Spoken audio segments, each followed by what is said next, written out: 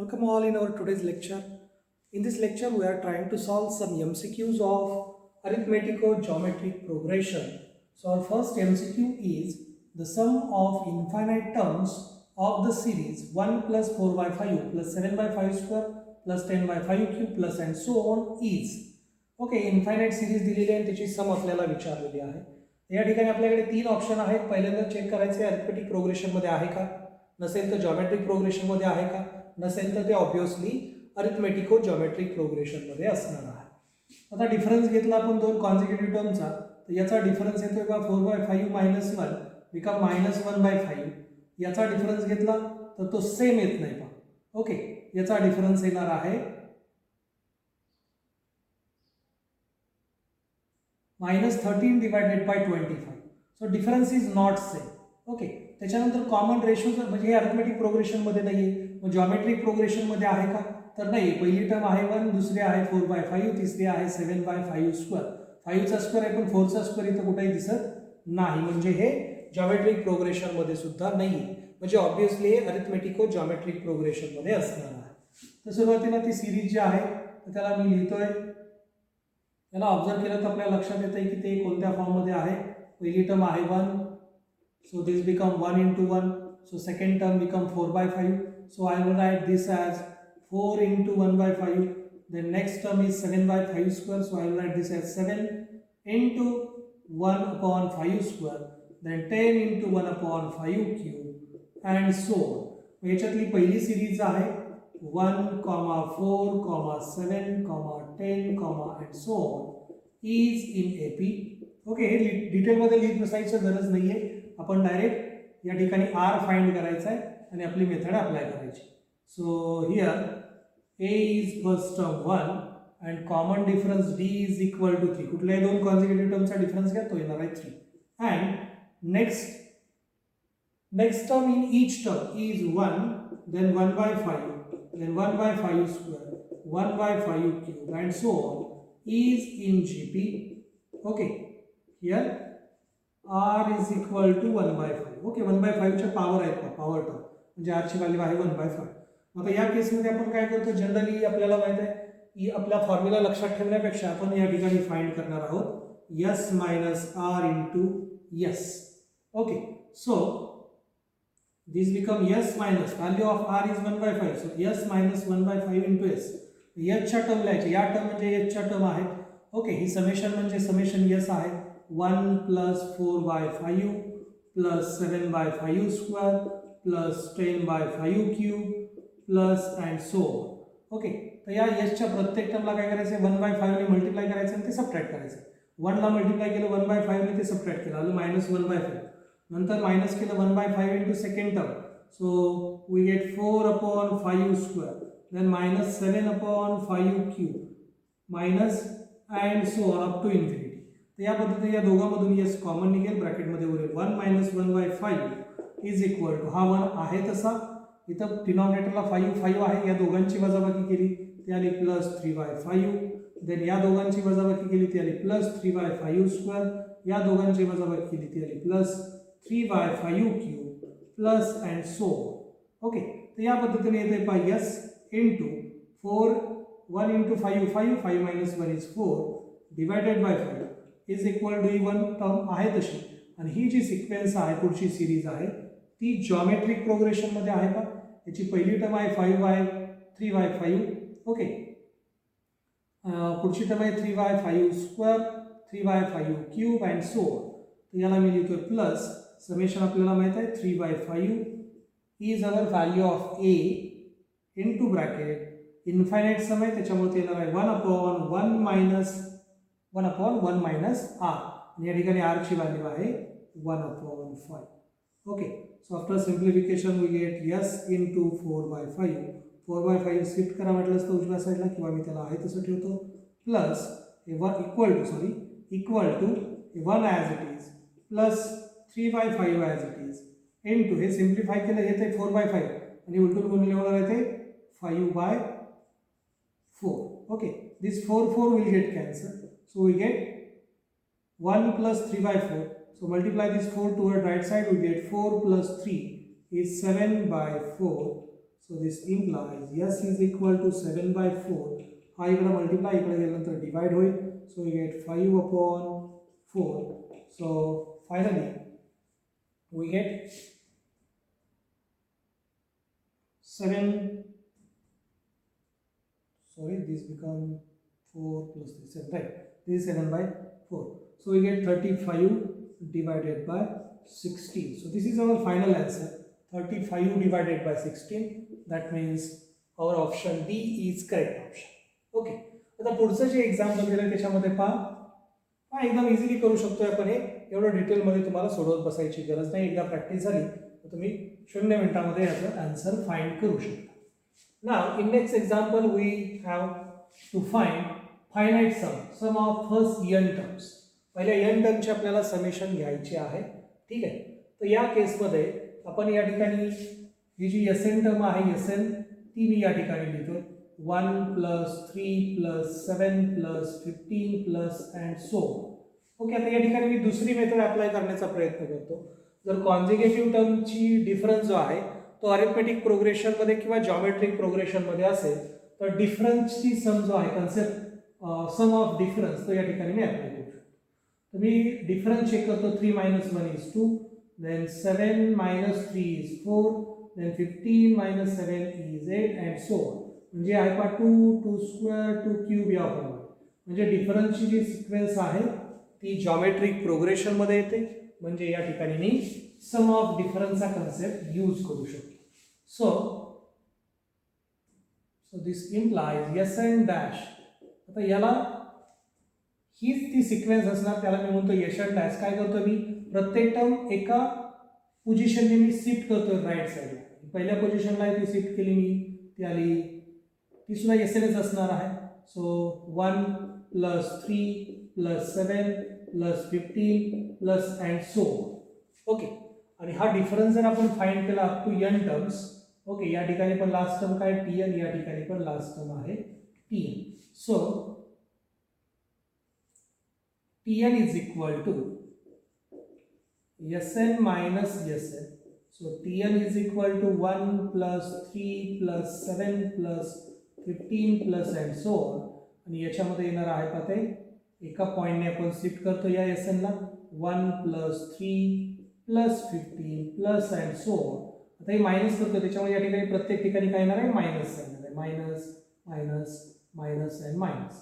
So in that way we get this first term as it is 3 minus 1 is plus 2, 7 minus 3 is plus 4, 15 minus 7 is plus 8 plus and so on. ठीक आहे. तर या पद्धतीने आपल्याला Tn ची sequence मिळून जाते.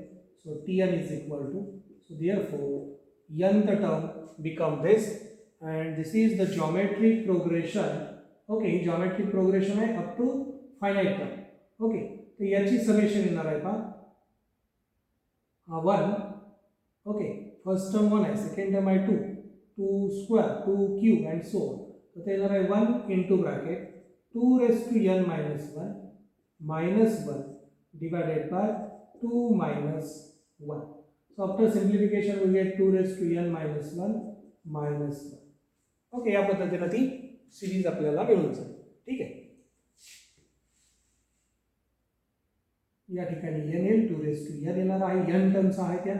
ओके. and therefore ही झाली Tn. now our requirement is to find Sn. so Sn is equal to summation of Tn. that means summation of 2 raised to n minus 1. so we get summation of 2 raised to n minus summation of 1 up to n आहे 1 to n आहे. so 1 to n 1 to n. so this become summation of 2 raised to n. so I will write this as 2 plus 2 square plus 2 cube plus and so on plus 2 raised to n minus this summation is n. Okay. ती summation काय असणार आहे n असणार आहे. आता याच्यामध्ये ही finite summation आहे 2 च्या पॉवरची सम आहे पहा. तर या ठिकाणी येणार आहे 2 into bracket 2 raised to n minus 1 2 raised to n plus 1 कारण n पॉवर पर्यंत आहे. आपण एक ऍड करतो त्याच्यामध्ये minus 1 divided by 2 minus 1 minus n. Okay. या ठिकाणी हे 2n पर्यंत येणार आहे. ठीक आहे. ए जो आहे तो आपण याच्यातून कॉमन घेतलेला आहे. ए म्हणजे आहे 2. नाव after simplification we get 2 into 2n is 2n plus 1 minus 2 into minus 1 is minus 2 and this minus n as it is 2 minus 1 is 1. So this is our final answer. हे लक्षात आलेलं आहे 2n येणार आहे. या ठिकाणी a म्हणजे 1 आहे. ओके, म्हणजे थोडक्यात कसं येणार आहे 2 into bracket 1 plus 2 plus 2 square plus and so on plus 2n minus 1 आणि पुढचा मायनस n आहे. आणि ही जी सिरीज आहे ती सिरीज त्याची समेशन फायनाइट सिरीज आहे. त्याची समेशन येणार आहे 2n minus 1 upon 2 minus 1. Okay, into a. Right?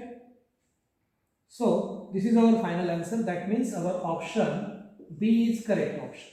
एकदा व्यवस्थित बघूया.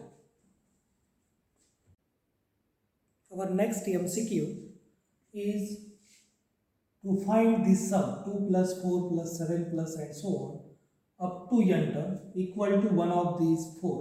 ओके, या चारपैकी एक काहीतरी असणार आहे. तर या ठिकाणी आपण काय करणार आहोत, ॲक्च्युअल आपला जो स्टँडर्ड फॉर्म्युला आहे तो यूज करून सुद्धा आपल्याला ही समेशन फाइंड करता येते.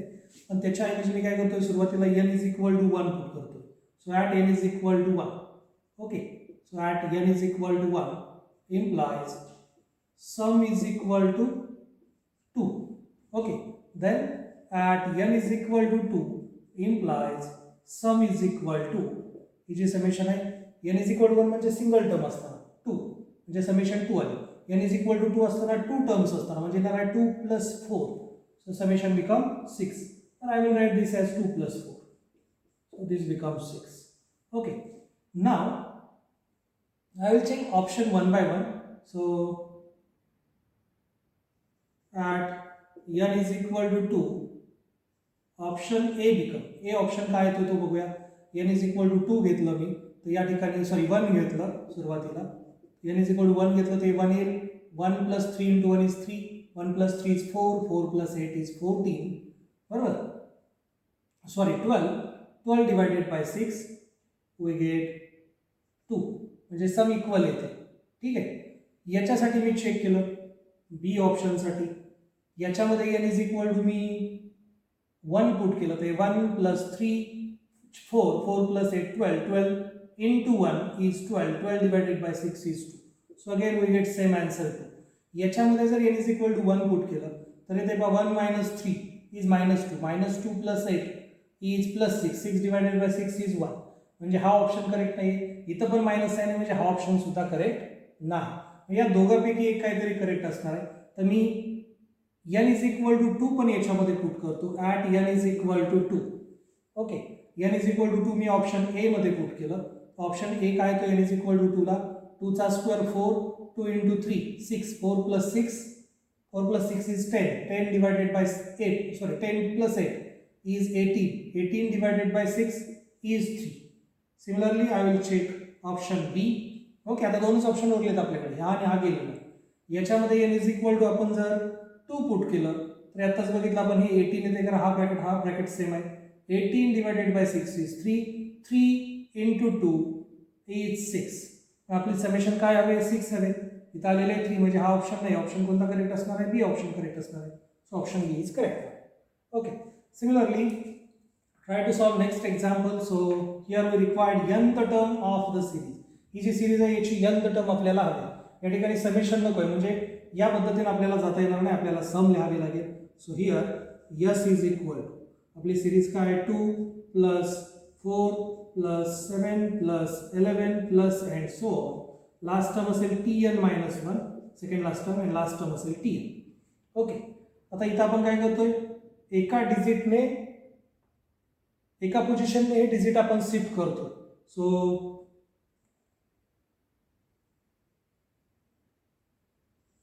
and s is equal to 2 plus 4 plus 7 plus and so on plus tn minus 1 plus tn. Okay, एका पोझिशनने हे शिफ्ट झालेलं आहे. या दोघांची ॲडिशन घेतली मी, याला म्हटलं इक्वेशन 1 इक्वेशन 2. सो सबट्रॅक्शन घेतली मी इक्वेशन 1 मायनस इक्वेशन 2.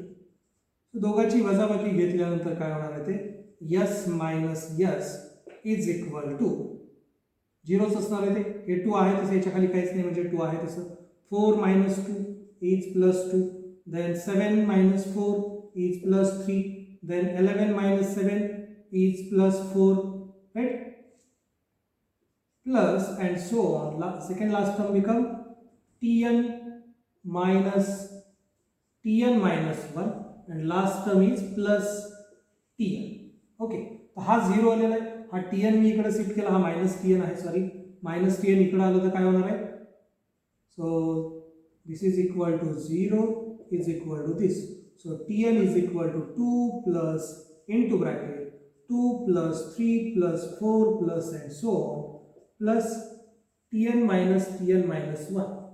ओके, या पद्धतीने समेशन येते. आता या ठिकाणी फक्त ही समेशन आपल्याला लिहायची आणि फायनाइट सम आहे तर त्या ठिकाणी ते येणार आहे. Therefore tn is equal to this 2 as it is plus याच्यामध्ये पाही सिक्वेन्स जी आहे ती कोणत्या प्रोग्रेशनमध्ये आहे, अरिथमेटिक का जॉमेट्रिक, तर तुम्ही चेक केलं तर या ठिकाणी प्रत्येक वेळेस डिफरन्स काय तो सेम येतोय 1. So first term A is 2, right? So plus n minus 1 term आहेत या ठिकाणी. ओके, नंबर ऑफ टर्म्स किती आहेत? टोटल या n आहेत, त्याच्यातली ही सोडून दिली म्हणजे उरल्या n minus 1 term. So n minus total number of terms divided by 2 into bracket 2 times first term 2 times a. So here a is 2, so 2 into 2 is 4 plus n minus 2 into d, value of d is 1. Okay, या पद्धतीने ते equation आपल्याला मिळून जाईल. आणि मग त्याला simplify करूया, यामध्ये इकडे मल्टिप्लाय केलं आलं 4 प्लस हे आलं n minus 1, हे आलेलं n minus 2 into n minus plus 4 become n plus 2 divided by 2. So simplify this. After simplification we get 4 plus n square plus n minus 2 divided by 2, right? या पद्धतीने ते equation येते आणि finally मग हे plus 4 आणि हे minus 2, so this become n square plus n plus 2 divided by 2. असा ऑप्शन बघायचा आपल्याकडे n square plus n plus 2 divided by 2, म्हणजे या ठिकाणी ऑप्शन सी जो आहे तो करेक्ट ऑप्शन आहे. Okay, as it is answer या ठिकाणी आलेला आहे. आता पुढचं जे एक्झाम्पल आहे ते सेम ॲज दिस फर्स्ट वन आहे. त्या पहिल्यासारखंच आहे, इथं पण आपल्याला समेशन हवं आहे फर्स्ट n टर्मची. तर या ठिकाणी पण आपण काय करणार आहोत, आपल्या इक्वेशनमध्ये n is equal to 1 put करणार आहोत. n is equal to 1 implies sum is equal to 1 upon 2. At n is equal to 2 implies sum is equal to n is equal to म्हणजे फर्स्ट 2 टर्म येणार आहे. सम काय येणार आहे 1 upon 2 plus 3 upon 4. So this become 2 5 upon 4. Okay, पहिल्या दोन टर्मची सम. आता 1 by 1 हे ऑप्शन चेक करूया आपण. So at n is equal to 1 option A become n is equal to 1 घेतलं तर काय येतं, हे 2 raised to 1 is 2, 2 minus 1 0 येते. ए ऑप्शन 0 येते. बी ऑप्शन काय येतं बघूया. ओके, आपला आन्सर काय आलं पाहिजे 1/2 आलं पाहिजे. n is equal to 1. इथं n is equal to 1 put केलं ते आलं 1 minus 2 raised to minus 1 म्हणजे आलं 1 minus 1/2 is plus upon 1/2, म्हणजे हे सेम येते. सी साठी बघूया काय येते. सी साठी येते 1 plus 2 raised to minus 1 minus 1, म्हणजे ते पहा हे प्लस 1 मायनस 1 कॅन्सल झालं. 2 raised to minus 1 बिकम 1/2, म्हणजे हे पण 1/2 येते. आणि याच्यात जर आपण n is equal to 1 put केलं तर ते येते 2 raised to 1 is 2, 2 minus 1 is 1, म्हणजे डी ऑप्शनचा आन्सर येते 1. म्हणजे हा नाहीये, हा नाहीये, या दोघांपैकी एक कोणतरी असेल. आता पुढच्या याच्यासाठी आपण परत काय करूया, at n is equal to 2 साठी ते चेक करूया. या दोघांपैकी एक जो आहे तो आपल्याला मिळून जाईल, बी आणि सी. सुरुवातीला बी मध्ये n is equal to 2 put केलं. So B option become 1 minus 2 raised to minus 2. So this is equal to 1 minus 1/2 raised to 2 is 1 minus 1/4. So this become 4 into 1, 4 minus 1 is 3, 3 divided by 4. Okay, या ठिकाणी काय आलेलं आहे 3/4 आलेलं. Okay, इथं आपल्याला 5/4 पाहिजे, म्हणजे बी ऑप्शन करेक्ट नसणार आहे. म्हणजे आता उरला सी. सी ऑप्शन मध्ये व्हॅल्यू पुट करून बघूया. n ची व्हॅल्यू आपण 2 घेतोय. So 2 plus 2 raised to minus 2 minus 1. So this become 1 plus 1 upon 2 raised to 2 is 4. And finally we get this become 5 by 4. दोन्ही आन्सर सेम येतात म्हणजे ऑप्शन सी करेक्ट आहे. So option C is correct option. Okay, एकदा व्यवस्थित बघूया.